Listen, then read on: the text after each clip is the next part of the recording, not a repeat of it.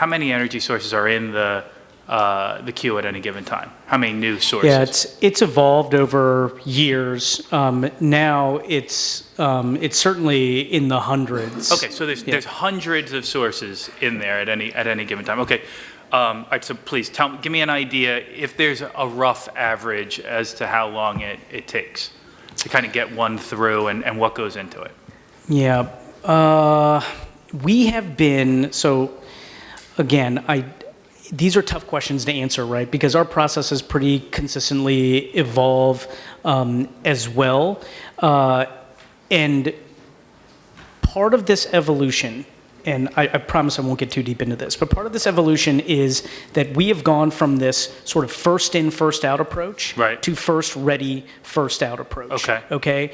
And by doing that, we have reduced a lot of the time that was otherwise necessary when it was first in, first out, because when those folks would drop out of the queue, we would have to restudy everything.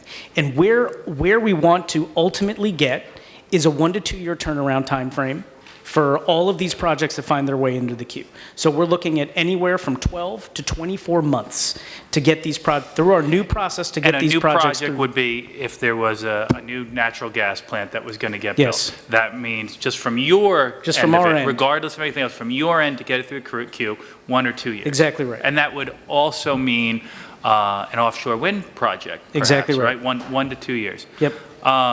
That's really good to hear. Right now, offshore wind constitutes what, about 15% of the queue? Of the generation interconnection queue? Right. For New Jersey? Yeah. Yeah, currently in the queue. Currently in the queue, I believe there's still roughly 12,000 out of the 16,000 megawatts in the queue are still offshore wind. Because I don't believe that the queue positions have been relinquished. I would have to go back and just triple check.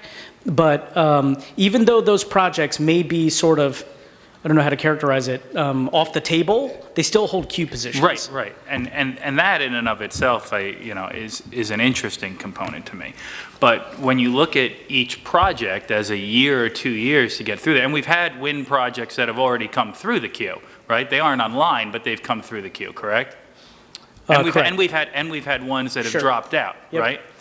So everybody here is talking about and laying blame at the lengthy queue process. But we have taken years and years and years studying offshore wind and approving offshore wind through the queue.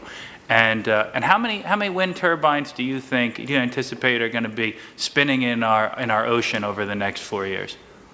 Does not appear to be any. 0. Yeah. So we have wasted years and years and years of your organization's time, effort, resources that could have been spent bringing other projects online that could have kept ratepayer costs down because it would have created more generation more quickly, and we've wasted it on wind. They're still in the process right now. No wind turbines are ever going to be off our coast, and it's a total boondoggle and not your guys' fault at all.